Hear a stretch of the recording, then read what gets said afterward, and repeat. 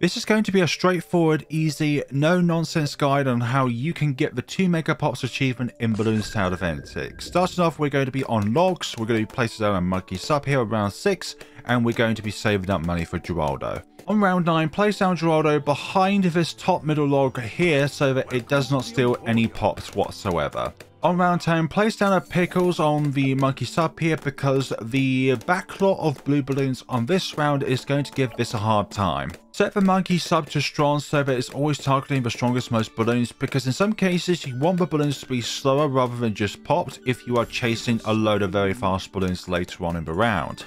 When you have the money, get a barb darts on your monkey sub so that it's able to have more pierce, therefore each dart is able to go through more balloons. Round 15 is pretty tricky. Keep your sub on strong so it's always targeting the greens, the yellows and the pinks whenever they are in radius of the sub itself, and if you feel like there's going to be a balloon that is too close to the end of the track here, place it back on first so that your sub is able to clean up the rest. For the regrow yellows, place it on first so that it's always trying to pop the strongest most balloon, otherwise the sub will always not be able to pop a balloon whatsoever. And give a longer range if you feel like you need to get it. Place it back on first, and on round 19 we're going to be placing down our helipad here. For this run alone, we're not going to be utilizing a alchemist in order to pop lead balloons, because that is where the heat tip darts from our submarine is going to come into play. On round 23, go to advanced intel, and then on round 24 go to submersion support, because for that stage we will not need to worry about the camo balloon for round 24. With just enough room on the board for logs, we will be able to get through round 25. Let's go to faster darts and faster firing. On round 27, upgrade your submarine so that it has heat tip darts so it's able to pop around 28 lead balloons. On round 28, unsubmerge your monkey sub and set to strong so that it's always targeting the lead balloons, and once all the lead balloons have gone, then go back to the submerged status for the submarine.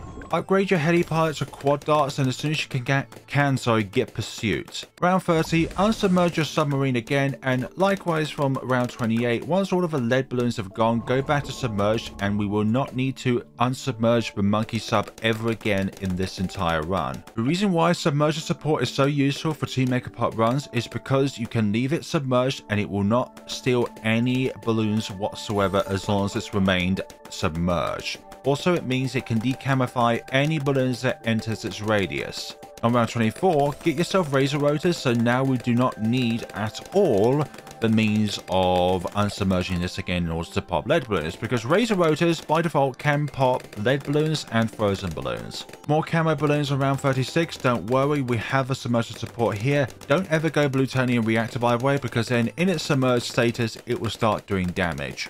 Here's more camo balloons being decamofied by the submersion support there. As you can see, they're all wiped out, and the razor rotors is doing work to the lead balloons around 38. Now we've got a basic setup going up and running. We want a permanent means of being able to spot and target camo balloons, so we're going to go to radar scanner, and then we're going to go with jungle drums. We do not need to worry about MIB at all until much later on in the run. Round 40, the first Mara spawns out. You can solo this with the razor rotors heli here, as you can see here.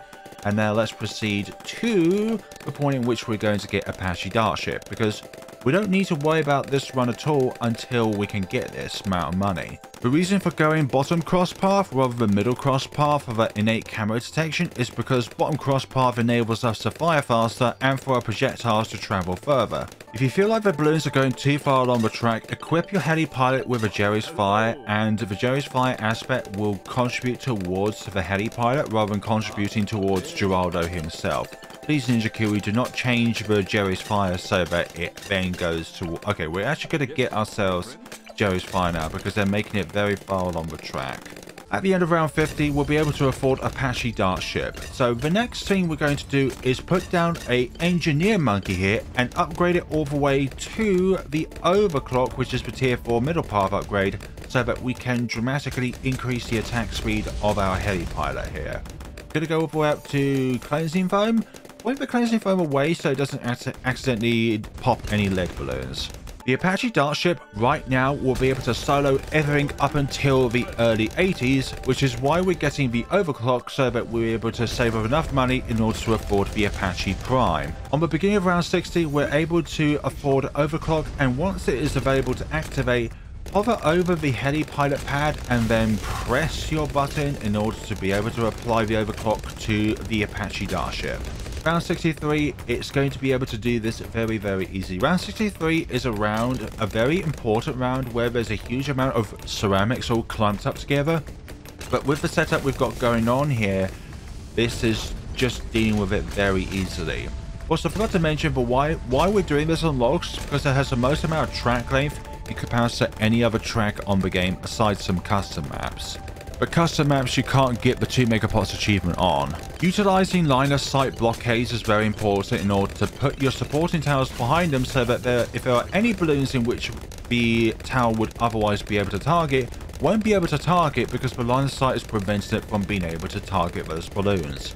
By round 74 you should be halfway towards saving up for the Apache Prime or the beginning of round 75. 75 has 2 groups of clumped up BFBs. On round 76, a huge amount of regrowth ceramics, which are all easy dealable with the Apache Starship, under the influence of our 220 village and an overclock. Round 78 has 2 waves of clumped up ceramics. Unlike round 76, they're not regrowths, but there are more of them. And the second wave of ceramics on round 78 are camo ceramics, so you have to keep that in mind when going forward. Here comes the second wave of ceramics very soon. There we go. And with this setup, we will easily be able to clean up those. And on round 79, a whole bunch of regrow rainbows, along with a lot of BFBs and 2 fortified BFBs to end off the round. If you don't have enough DPS, then the regrow rainbows will swarm you, as they will be able to repopulate and just cover the entire track with more versions of themselves. Round 80 is the first ZOMG here, and keep applying the overclock whenever you are able to do so. So far we have not used any more Geraldo items so far. We didn't need to use a sack of old nails for round 24, which is something which can be done if you feel like you can't afford for submersible support for round 24. Now that with the ZOMG popped, now it's time to go through the early 80s until we can afford the Apache Prime. Round 81 is the first round where you're able to see ceramics being much tougher to crack, and that's because they are referred to as super ceramics, where they require many more hits in order to actually pop.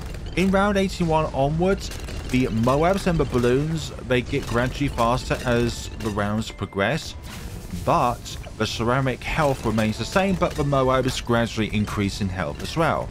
On round 82, we have brought the Apache Prime. Next up, we're going to get the MIB in order to prepare for DDTs from round 90 onwards.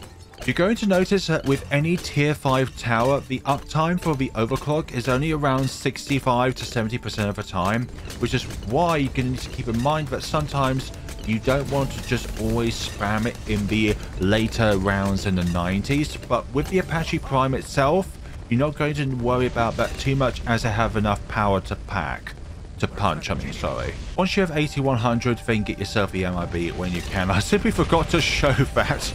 Round 89, a whole bunch of fortified Moabs here, still absolutely no problem. The Apache Prime has enough DPS in order to get through all of round 89. The DDTs, let me tell you why they're very tough. They have the black property, which makes them immune to explosives. They have the lead property, which makes them immune to sharp objects. And they have the camo property, so therefore they cannot be targeted by most towers, which don't have camo detection. Some towers like the Ninja Monkey and heroes like Azili and Sora and Sai, they have innate camo detection, which is why I mentioned that by most towers which have an upgrade to camo detection. Once you have 21,600, which I should have gotten earlier, we can afford the call to arms, and for our final purchase we're going to get Homeland Defense. Round 95 has a large amount of camo regrow purples, camo regrow leads, and 30 DDTs to boot, along with a bunch of fortified Moabs as well. If you enable call to arms and overclock, then the DDTs will not make it that far throughout round 95. Round 96 is here. As you can tell with the setup we've got going on here, the Apache Prime is doing very short work of them, honestly. The monkey sub is the only thing so far that has stolen any pops, but we required the monkey sub for multiple purposes early on throughout the game. Here's round 97. 2 fortified ZOMGs are here. Again, we'll be able to make light work of them. using call to arms in order to pop them more quickly. Round 98, the biggest round, by the way, in a normal chimps game. If you want to, you can put down your Jerry's Fire and your invisibility potion to make popping all of the balloons that bit easier. Mainly the invisibility potion is to do more damage against the DDTs throughout the game, but it's not hugely necessary. Okay, round 99, fortified DDT spawn on this round. We're going to get ourselves Homeland Defense. All of the DDTs are popped on this round.